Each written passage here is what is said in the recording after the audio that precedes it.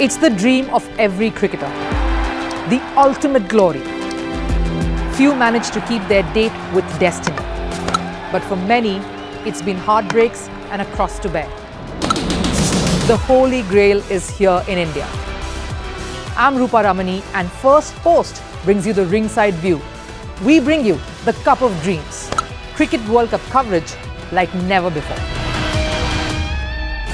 The champion! It's over! He's done it again! Unbelievable! Oh, straight into the roof of the net. Nice one. Straight down the middle. So a good performance from both teams here today. Hi, how are you doing? I'm Rupha Ramani, and you're watching Firstpost.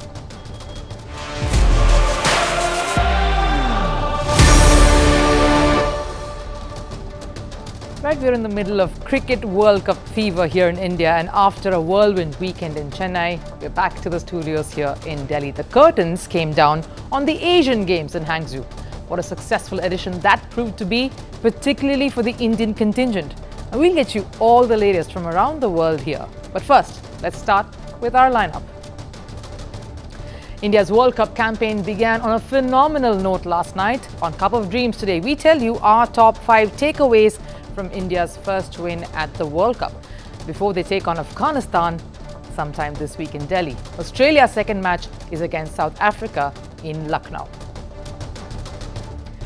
England is bracing to take on Bangladesh at the Cricket World Cup tomorrow. Bangladesh will enter the ground after securing a win against Afghanistan in their first encounter. Meanwhile, defending champions England tasted defeat in their opener against New Zealand. Will tables turn for England in this one? Will Shakib Al Hasan again prevail? We'll tell you who to watch out for and how that Dharamshala clash could pan out. The 19th edition of the Asian Games concluded. We have a quick recap of the encounters that Hangzhou will remember for years to come. What were the hits, the misses, what made all the noise, and who won big? All of that lined up for you today. All that and more heading your way, but here's what's making all the headlines from around the world of sports in Sports 360.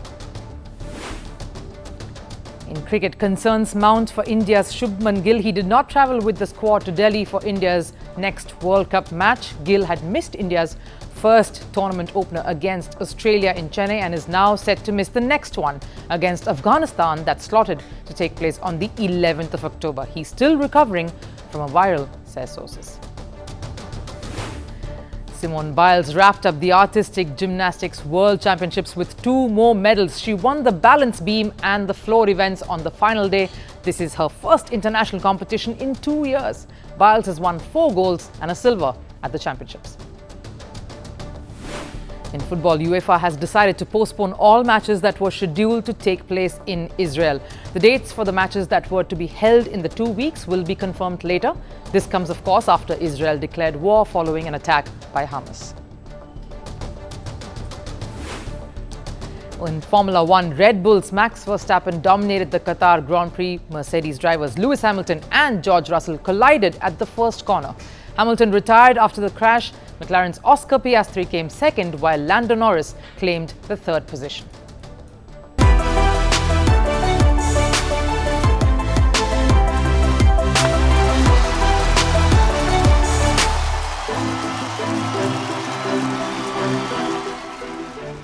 Right, let's start with cricket and the World Cup. Welcome to another episode of the Cup of Dreams. I've just returned back to the studio after witnessing the India-Australia match at the very gorgeous Chepauk Stadium in Chennai.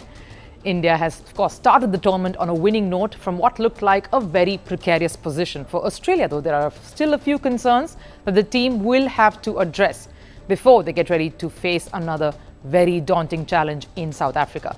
That's in their second match later this week.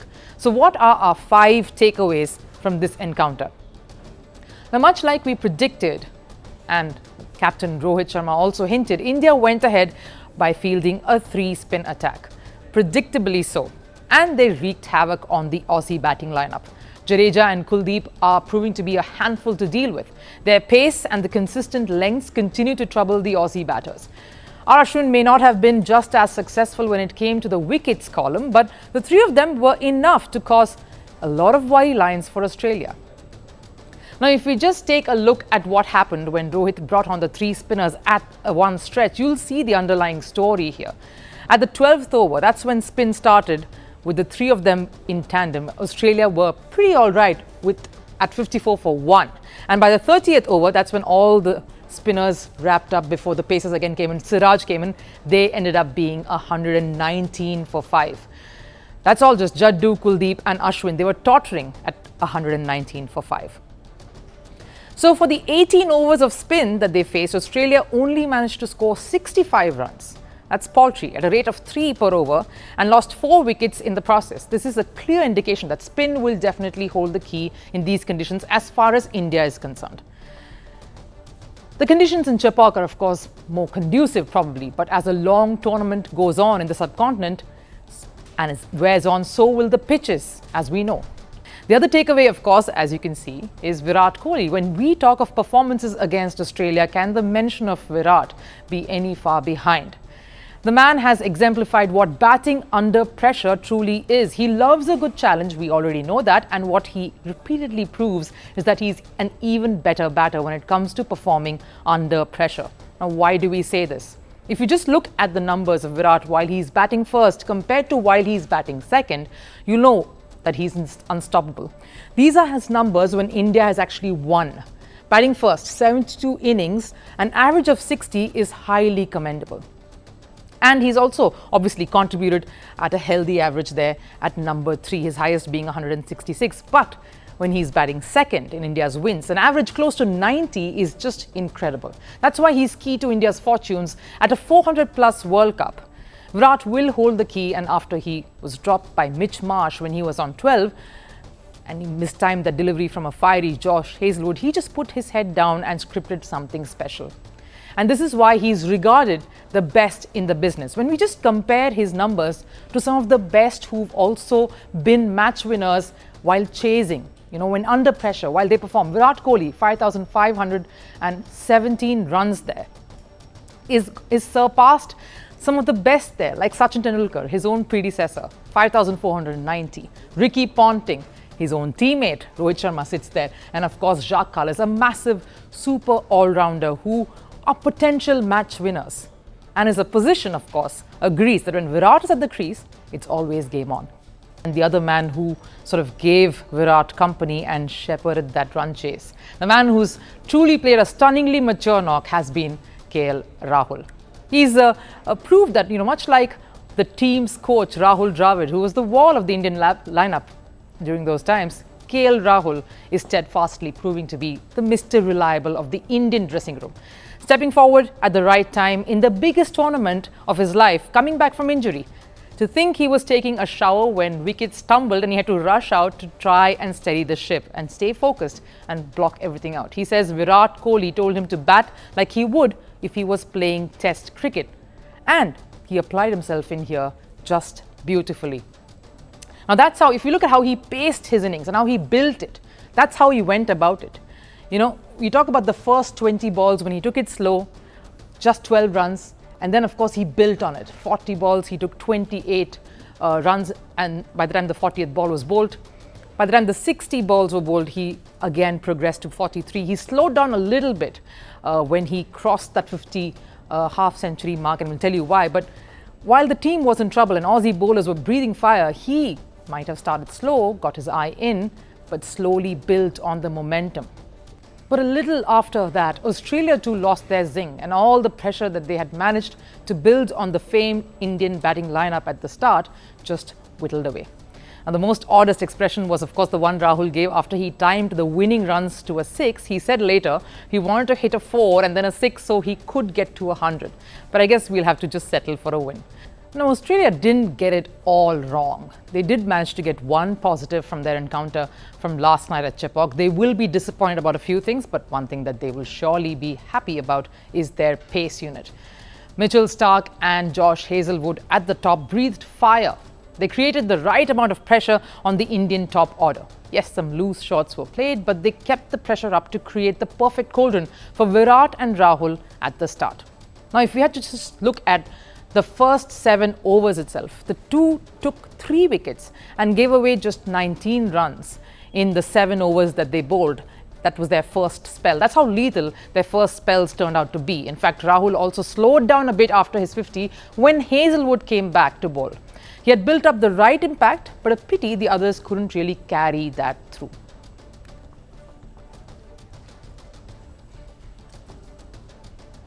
And the final takeaway for me from that match yesterday is the World Cup coming alive. Amongst all talk of this possibly being the last ODI World Cup that we will witness and some very empty stands in the last few games, the World Cup witnessed its first full house. And in Chepauk, a ticket capacity of 37,000 and close to 34,000 came and stayed even when India was in trouble. Dressed in a sea of blue, they continued to stay there and watch the proceedings. It was definitely a sight. We hope this momentum only continues and the other stadiums then catch up and fans take to some of the other teams in the tournament as well to provide the right impetus. All right, now let's look ahead to the match that is lined up tomorrow. England is getting ready to take on Bangladesh in the very beautiful Dharamshala. The picturesque venue will belie what promises to be a cracker of a contest. Now let's look at Bangladesh first. They're coming off a win against Afghanistan, so they have the momentum heading into this clash. Mehdi Hassan, of course, looking in good nick, and their middle order looks solid. Shakib Al Hassan continues to hold the key to their fortunes both with bat and ball. Now let's turn our attention to England, because that's the most worrisome at this point. England is coming off a bit of a beating, losing to New Zealand in a clinical fashion.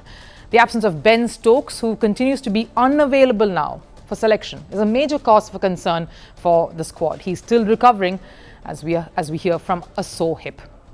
That just puts additional pressure on the rest of the seniors, particularly Johnny Bairstow at the top and Joe Root in the middle. They need a win under the belt to get their campaign back on track. But what's creating more stir isn't the team combinations or the fitness concerns, but the conditions in Dharamshala. The venue has been under the scanner for all the wrong reasons. First, the pitch did not pass inspection, and later the outfield came under slack during the Afghanistan-Bangladesh game. Jos Buttler, the England captain, has slammed the conditions, saying this could lead to injuries. Now, in our Mic Up segment today, I caught up with former West Indies T20 captain, who's a commentator now at the World Cup in Chennai, to talk about England as a side and their chances. Let's listen in to the chat with Carlos Brathwaite. We'll speak about the World Cup. It's a 50-over World Cup, seems obviously going to be a little long. A few exciting teams coming in here, even those who've sort of come through the qualifiers as well. At the outset, if I had to ask you, which is the team that excites you the most, or the top four teams that sort of you're seeing, okay, these are the ones to beat, who would they be? I got this question a couple of times in the lead up to the tournament. I think India at home are always difficult. England still my favourites. I think they have revolutionised the 50-over game, and teams are now starting to catch up, but they're the pioneers of the way the game is now being played. Australia is always a threat in World Cups. And my head says Pakistan. I think they're good enough, but the heart says South Africa. I think my two keys to success for this World Cup will be the ability to score 330 consistently, which I think South Africa can do, but also take 10 wickets. And I think if they continue with what has been a conservative approach in the past, it won't do them well on small grounds and good wickets.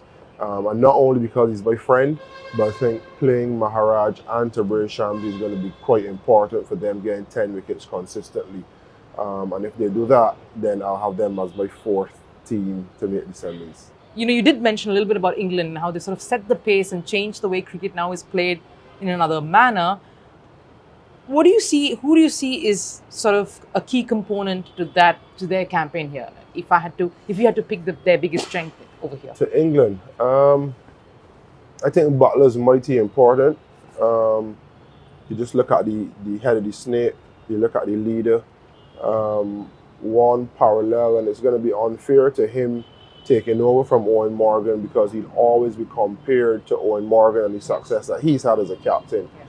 But I've played under Butler and I've had the privilege of, and I think that one of the things that I've realised playing under him, from listening to guys talk about Owen Morgan, is that unflappable nature.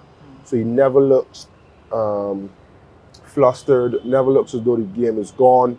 And I think for the high-risk way in which they want to play, there will be points, just like the first game, where it's like all doom and gloom, the world is against you.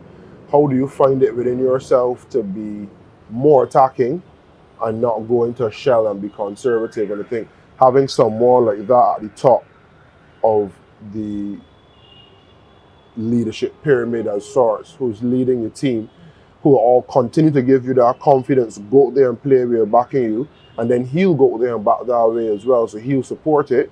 I think it's going to be very important. It's quite a long tournament, loads of time for ups and downs to happen, and you need someone who's going to be emotionally stable, and that's just off the field. On the field, he's one of the best white ball players to ever play the game. You think about A.B. de Villiers reincarnate, and he takes even more responsibility now as skipper. And it's just fantastic to watch him go about the way he plays, where he comes in early and absorbs the momentum from the opposition, already comes in late and just tees off. So he's going to be mightily important. Obviously, it's going to be a team game, but I think if he gets it right, with the messages he sends off the field and the way he plays it on the field, England will be unstoppable. And you can catch the rest of that full interview with Carlos Brathwaite on our platform. But moving on, the 19th edition of the Asian Games wrapped up in Hangzhou on the 8th of October, and what an edition it proved to be. Just a quick recap with the medals tally at the end of the Asian Games.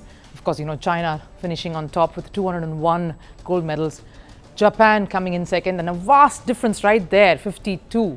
South Korea, 42. India holding the position there with about 28 goals, their best performance till date.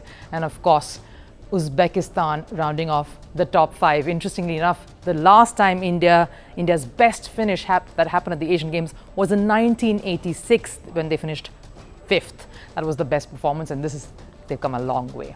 Now, as you know, over the last few weeks, we've been your eyes and ears here, getting you some of the biggest stories, the best moments from all across the Asian Games, and also capturing the journey of all the athletes and getting their stories across to you. So it's time now to sort of look back at the memorable Asian Games that it was and bring you all the greatest hits, some glorious moments, some misses, and of course, all that made the right kind of noises. Curtains closed at the 2023 Asian Games at Hangzhou on October 8th. And here, we're taking a look at those watershed moments that made the multi-event sport in China absolutely worthwhile. Amid fierce competition and thrilling encounters, the loudest cheers at the event were heard for the 48-year-old Oksana Shusovitina, who narrowly missed out on a medal. When she finished in 4th place, the crowd broke into wild applause. The Uzbekistan gymnast is not a new face. She's been competing since the 1994 edition of the Asian Games. Athletes like Shusovitina continually defy age. After her artistic gymnastics event, she said she will continue to compete and her next aim is the next Olympics. The sporting highs and lows continued. Some drama and controversy also took center stage. India's Neeraj Chopra and his compatriot Kishore won gold and silver despite some hiccups. Neeraj's first throw could not be recorded due to a technical failure. Kishore Jaina also faced his own trouble at the javelin final. His second throw was disqualified by officials even though it wasn't a foul. Kishore's leg was nowhere near the white line when he threw. After reviewing, the decision was overturned and it was recorded. Even Jyoti Yaraji was disqualified for a false start that she didn't commit.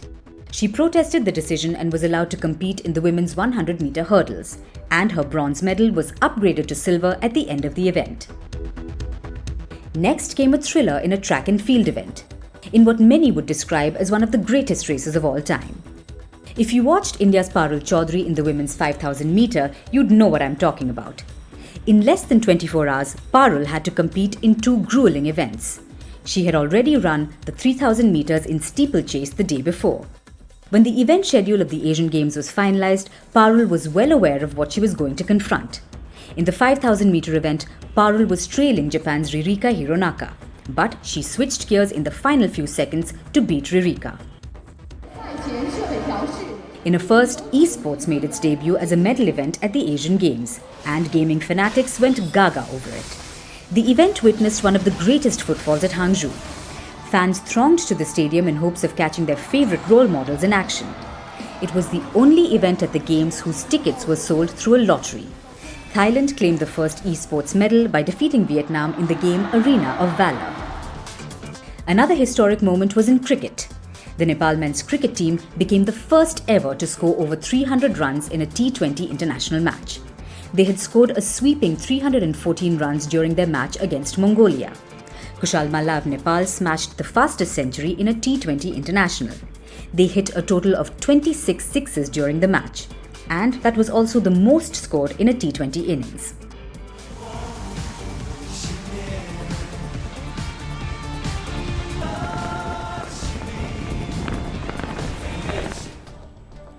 Right, we've come to the end of Firstpost today, but as you always know, we have something little special towards the end, something of a parting shot that we leave you with called the last serve. Now, just recently you saw UK royalty making some of the athletes happy and trying her hand at a sport like rugby.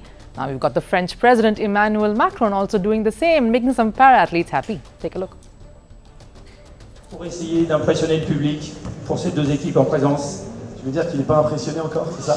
Si, mais là, T'as un œil critique, c'est ça? on attendait un peu plus de réaction de la part du public. On vous entend pas, le public, faites du bruit! Ah, juste à côté. C'était une passe. Voilà! Je pense qu'on peut conclure ce magnifique moment de sport sur ce dernier tir réussi. Yeah, quite sweet pictures there. But that about does it here for us here at Firstpost. We hope you really enjoyed this as much as we did bring it to you. As always, keep following us and our coverage of the World Cup on Cup of Dreams. But for now, I'm going to say bye-bye. I'll see you again tomorrow at 7 p.m.